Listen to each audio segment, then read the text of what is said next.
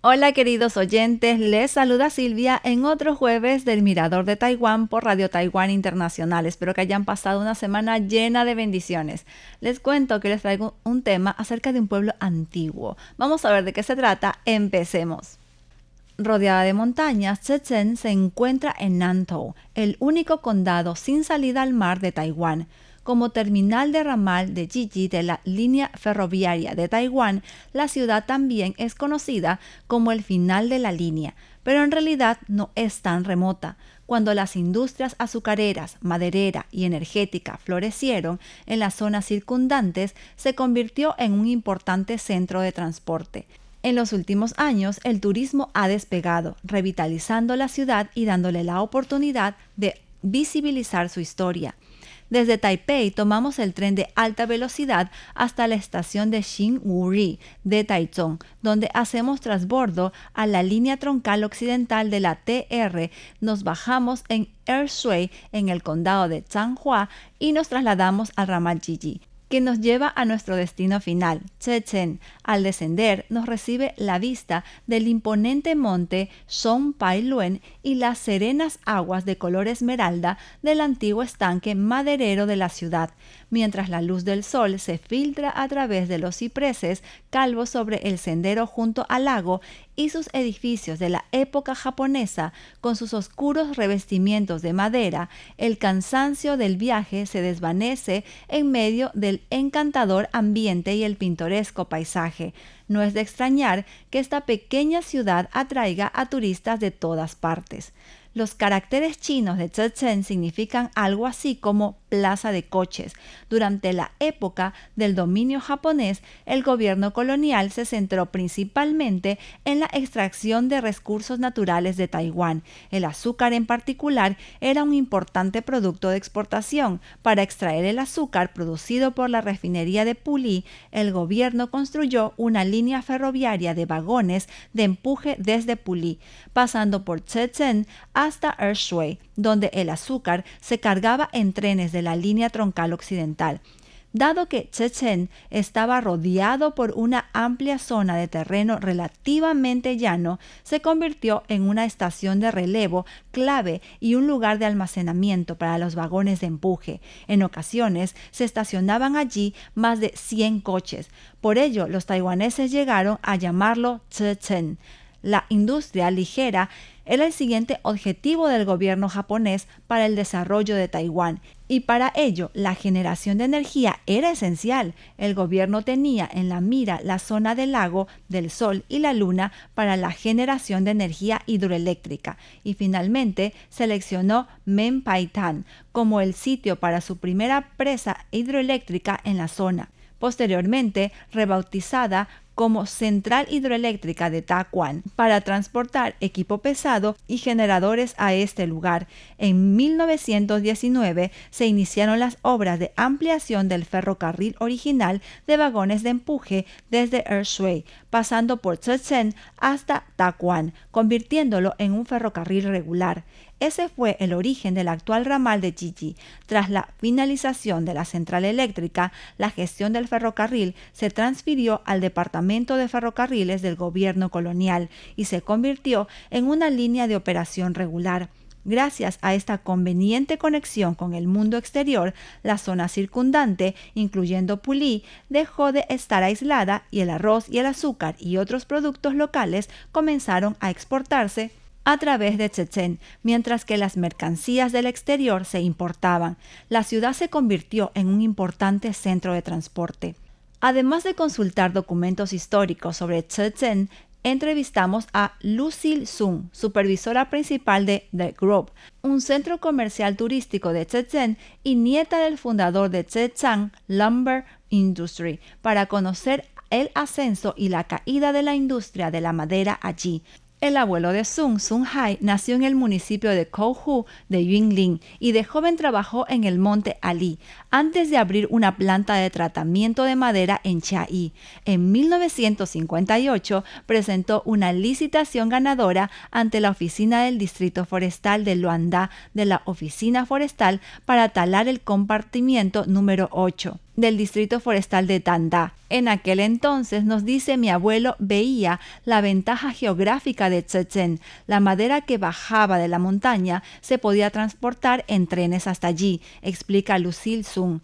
Así que compró un terreno para construir una fábrica de tratamiento de madera. Era una época en la que Taiwán dependía en gran medida de los productos forestales para obtener divisas, pero talar árboles no era dinero fácil. Lucille, quien nació a finales de los 70, quizás no haya vivido esa época en persona, pero a partir de las historias que ha escuchado de los veteranos y las fotografías que ha visto, ha podido reconstruir cómo era la vida de los taladores de troncos en aquel entonces.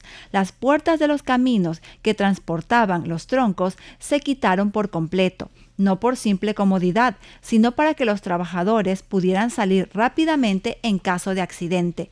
Shenzhen comenzó con un enfoque en la madera tratada, produciendo postes telefónicos y traviesas de ferrocarril para la exportación. Posteriormente se expandió al aserrado y procesamiento de madera de diversas maneras, exportando estos productos a países vecinos. Es famosa por la madera que produjo para la gran puerta de Torii en el santuario de Meiji de Jingu en Tokio. Incluso hoy, los visitantes del santuario ven un letrero que indica que la madera de la puerta proviene del distrito forestal de Danda en Taiwán.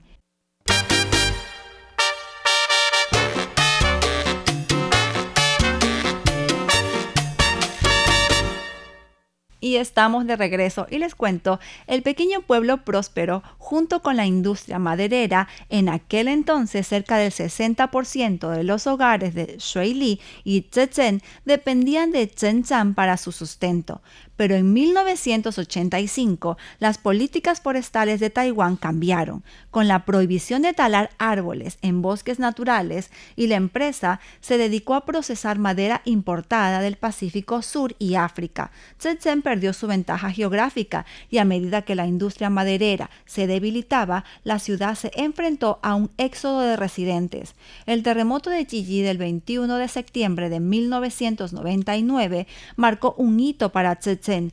Ante los graves daños que sufrió el centro de Taiwán, el gobierno central decidió crear el Área Escénica Nacional del Lago del Sol y la Luna, con sus siglas AESML, y la vecina Shenzhen quedó incluida en su zona administrativa. Y por eso la familia Sun vendió algunas de sus propiedades, incluyendo el antiguo aserradero y el estanque de almacenamiento de madera. A la SMLSA, la familia abrió el centro comercial de Gro, creó una fábrica de experiencias DIY y comenzó a vender platos de cerdo tompo, el plato favorito del abuelo de Sun Hai, en cubos de madera.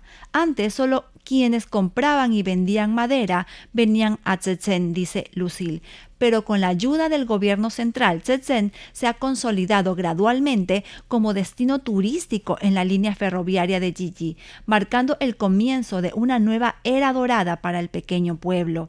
Lucille Sun nos explica cómo se procesaba la madera allí. La grúa número 1 descargaba los troncos en el estanque de almacenamiento. Al seleccionar los troncos, los clientes subían a la plataforma para evaluar su estado rodándolos continuamente. Era agotador y llevaba mucho tiempo. Así que descansaban y tomaban té en un edificio de madera adyacente. Se ha convertido en Sting, una casa de té junto al agua. Sting cuenta con amplios ventanales que ofrecen pintorescas vistas del estanque y un sendero construido por SMLSA, un lugar maravilloso para disfrutar del cambio de estaciones. Este lugar se ha convertido en un lugar predilecto para fotos en redes sociales. Lo que hoy es la sala de exposiciones de tala de Shenzhen era antiguamente el aserradero de Shenzhen, que tras muchos años sin uso se inclinaba y corría el peligro de derrumbarse. Tras la adquisición de la SMLSA, se contrató al famoso arquitecto taiwanés Kuo Chung-tan y a su estudio para renovar el edificio y rendir homenaje a su pasado industrial. La estructura del antiguo aserradero se complementa con una nueva, creando una interesante interacción entre la madera antigua y la moderna en un mismo espacio. Se han restaurado y reutilizado vigas antiguas recuperadas, ofreciendo a los visitantes una perspectiva de la evolución de los materiales de construcción a lo largo de medio siglo. Por otro lado, caminando un poco más, llegamos a la zona donde solían fabricar diversos subproductos de la madera, como aceite esencial y briquetes de aserrín. Hoy se ha convertido en un espacio experiencial del bricolaje. Sun explica que su abuelo era una persona extremadamente frugal, que valoraba los recursos naturales y creía que debían aprovechar al máximo la madera talada. Por ejemplo, existen diferentes maneras de cortar troncos. El método de aserrado simple, donde el corte de la sierra es paralelo a los anillos de crecimiento. Este método produce más tablas y menos desperdicios. Pero al principio, la industria maderera taiwanesa se inspiró en los japoneses, quienes preferían la madera aserrada en cuartos. Este método emplea cortes en ángulo que hacen que las tablas sean menos propensas a deformarse, pero generan más desperdicios. Luego descubrieron cómo extraer aceite de inoki de la madera de desecho y el aceite se exportaba. El aserrín residual restante se procesaba en briquetas para su uso como combustible. Profesores y estudiantes de los departamentos de civicultura de diversas universidades solían visitar a Shenzhen, disfrutando de la ciudad como un museo industrial viviente y aprendiendo de Shenzhen cómo aprovechar al máximo la madera.